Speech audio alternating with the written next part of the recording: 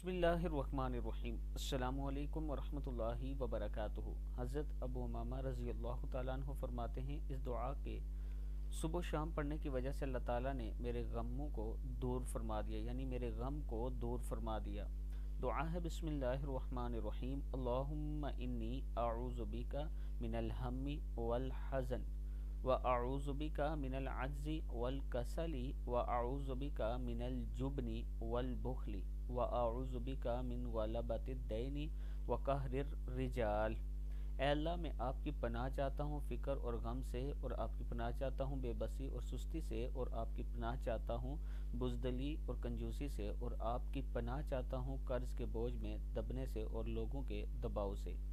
دعا پھر سن لیں، اللہم انی اعوذ بک من الہم والحزن واعوذ بک من العجز والکسل واعوذ بک من الجبن والبخل واعوذ بک من غلبۃ الدین وقہر الرجال۔